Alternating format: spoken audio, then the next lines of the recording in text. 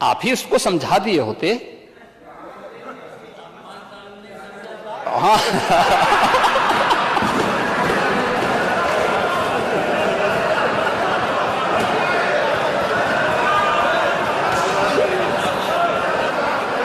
आप सच बोल लेते हैं, आप सच बोलने की हिम्मत कभी कभी कर लेते हैं और इसीलिए हम आपको पसंद भी करते हैं।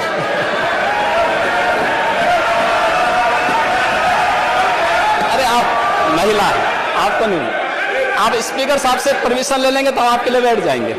आपका हम सम्मान करते हैं, आप सभी बहनों का सम्मान करते हैं। इस जो काम हो रहा है तो सब आप ही लोगों को सुरक्षा प्रदान करने के लिए हो रहा है। देखिए, गोरखपीठ की अगर आप चर्चा करते हैं ना, वह तो विदेशी आक्रांताओं का मुंह तोड़ जवाब देने का सबसे बड़ा सेंटर रहा है। हर बार जूझा है, हर बार उन्हें नाकों चने चबाया है और फिर उठ खड़ा होकर के मजबूती से लड़ा है। कभी अपने मूल्यों और अपने आदर्शों से समझौता नहीं किया है, कभी नहीं किया है और आगे भी नहीं करेगा, आगे भी नहीं करेगा। लेकिन राम राज्य यही है महोदय, जो भगवान राम ने, फिर तुलसीदास जी की चर्चा तो होगी। आप अपनी विरासत को कितना भी कोसें, लेकिन हम तो सम्मान करेंगे।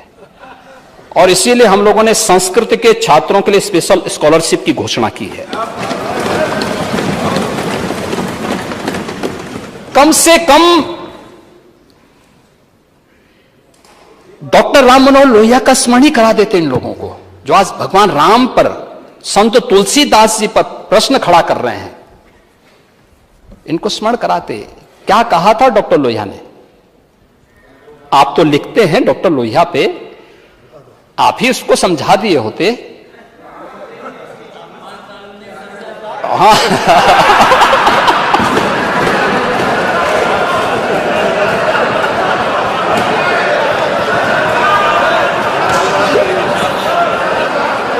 आप सच बोल लेते हैं, आप सच बोलने की हिम्मत कभी कभी कर लेते हैं और इसीलिए हम आपको पसंद भी करते हैं।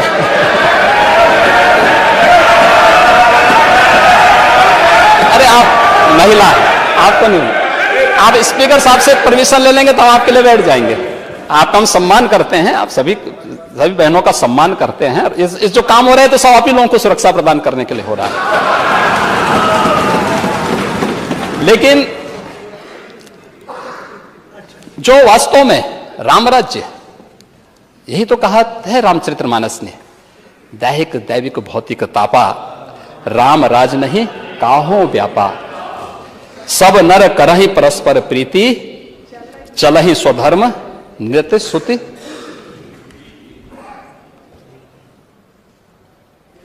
आप मुझे एक बात बताइए, क्या इसमें बुरा है?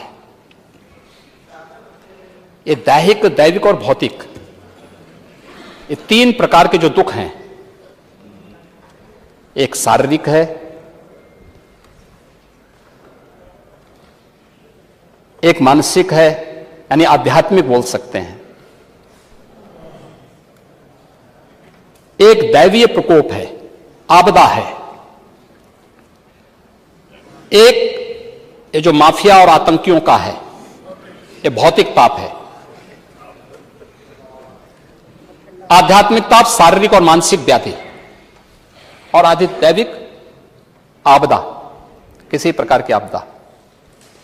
इन तीनों प्रकार के तापों को रोकने के लिए, तीनों प्रकार के दुख को रोकने की सामर्थ्य किसी में है, उसके लिए सद्भावना चाहिए, सत्संकल्प चाहिए। सरकार अपने स्तर पर प्रयास करती है तो अच्छा ही होता है। ये जो गरीबों को मकान मिल रहे हैं, क्या किसी की जाति पूछी गई? किसी का मत और मजहब पूछा गया? शौचालय दिए गए, क्या किसी को पूछा गया? सबको दिया गया। सबका साथ सबका विकास, यही राम राज्य है। सबका साथ सबका विकास, सबका विश्वास और सबका प्रयास ही राम राज्य है।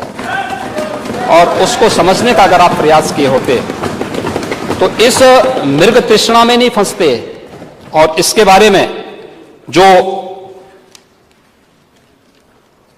आचार्य रजनीश ने कहा था वैसे नहीं कहा, वैसे नहीं कहा। कुछ थी इस प्रकार की चीजें जो व्यवहारिक नहीं थी। जो व्यवहारिक नहीं होगा वो कभी सच नहीं हो सकता। जो सत्य होगा हर देश, हर काल, हर परिस्थिति में वो सत्य होगा, वो शाश्वत भी होगा। और हम इस बात को ध्यान में रखें, हमेशा विरासत को न कोसें, विरासत को न कोसें। नेता विरोधी दल कह रहे थे कि आपने कह दिया, भाई अगर आप आक्षेप करेंगे तो उसका जवाब तो आक्षेप के रूप में ही होगा। प्रश्न टेढ़ा होगा तो उत्तर भी तो टेढ़ा ही होगा, और सीधा थोड़े हो सकता है। सदन की मर्यादा को तो हमें स्वयं देखनी चाहिए।